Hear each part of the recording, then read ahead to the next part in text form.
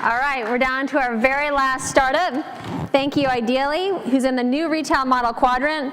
Ideally wants to make sure consumers don't overpay and allow them to name your price.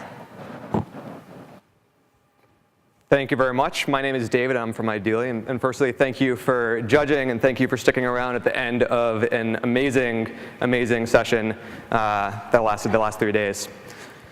So I want to start off with our team.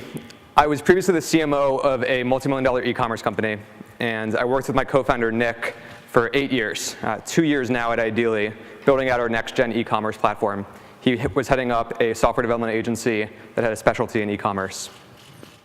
And one of the biggest things that I've kind of had as takeaway throughout this conference aligns with this quote from Google's commerce chief, which is, we're in the middle of the biggest shift the retail industry has seen, the shift to mobile and mobile shopping. And shopping moments are replacing shopping marathons. And those shopping moments are really important, and we'll get back to it, but it's kind of these shopping as entertainment that is changing the landscape. And just to put some numbers behind it, e-commerce is the only trillion-dollar industry growing at a double-digit rate each year. And looking at some stats from Black Friday, we can see that physical store retail dropped 12%, while online increased 14%. But that shift to mobile is the exciting piece, increase of 70% year over year, which is only going to continue in the years to come. And for us, thinking about how to create the next-gen e-commerce platform, we said the future of e-commerce, the best way to predict it is to create it. And so we set out to create a new commerce platform, where on the consumer side, it's a mobile app that acts as a wish list, where consumers are saving products and brands that they love with the sale price they want. And the platform automatically buys it for them when it goes on sale. No more worrying about missing out on email promos. No more worrying about hunting down coupon codes. It's really simple. It translates to, I wish this was on sale. I'd buy it for X, anytime until.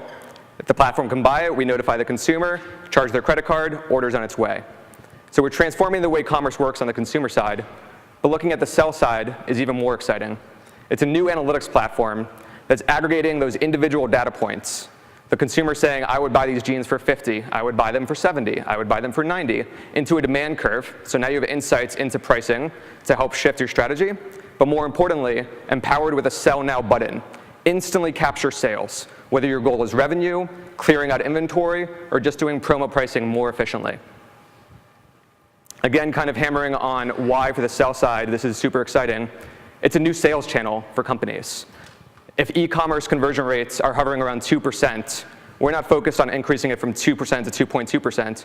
We're focused on that other 98% that didn't convert, and how we can tap into that latent consumer demand where you would be willing to buy if the price was right. It's about protecting brand reputation. We solve mapped pricing issues. Again, being able to instantly sell, whether your goal is revenue, quantity, or a promo price.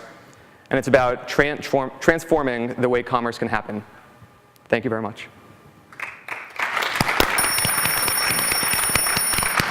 You need to be able to aggregate enough user data and get to the point of, hey, okay, this is the item in demand. How do you get to that first point before you can start telling the retailers, hey, or the brands, hey, sell this? That's a great question. It's definitely something that we faced early on as a new marketplace platform, chicken and egg problem. What we solved was the single user value proposition, which is if you're a consumer and you add something to your wish list, our platform can keep track of when that sale is happening, when there's a special promo code, when there's a 30% off site-wide, apply it for you, automatically buy on your behalf. Bigger vision, create that demand curve that the sell side can come in, have those insights, and transact. But we can transact right now without the sellers involved. Who's the customer of record? Who is the customer of record? So 2 models. Model A, Ideally, is acting as the merchant and shows up on the credit card statement. Model B, where we onboard Best Buy, you're the merchant of record on the transaction, and we just collect a small transaction fee along the way. If that was your question, merchant of record or customer of record? So Ideally is the customer of record, like you're buying it on behalf of, or is Deborah buying it? Perfect. So it aligns with kind of the same model. So if it's going through Ideally, then Ideally acts as the customer of record. To the extent that we're already working together and you have access to the sell-side platform, you have all the customer of record information. It's the customer. It's your customer. We're not trying to inject ourselves or take your customer. We're trying to empower you to tap into latent consumer demands. Okay, so if I'm in the market for a pair of Prada shoes, which are typically very expensive and don't go on sale very often, I could put the exact size, the exact shoe into the app, and it would be scanning what?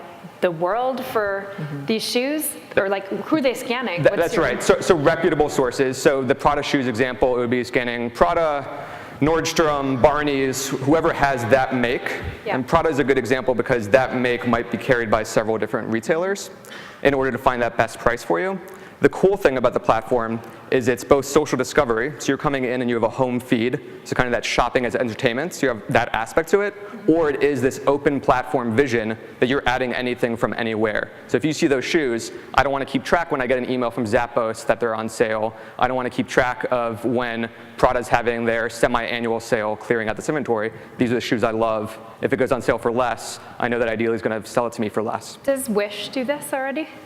They don't. So Wish is Tmall or Alibaba in a mobile format. So it's moved away from Wishlist pretty dramatically to focus on sourcing cheap things from China. Okay, so there's no notifications when things go on sale in that app. They actually partly do this. They partly do this. I use Wish quite a bit, right? I mean, you buy something, you go to the final point, you don't buy it, they'll keep sending you notification every week. Oh, it's kind of your wish list. Yeah. It's not called the wish list, but it becomes your wish list. Interesting. Okay, yeah. So for us, it's not adding more notifications. We think there's already too much noise. So whether it's an extra push notification that people are turning off, or it's an email that goes into your promotions folder that you never open, we're trying to avoid all that noise and just provide convenience to the customer and transparency to the brands. Very good. Thank you. Thank you very much. Thank you.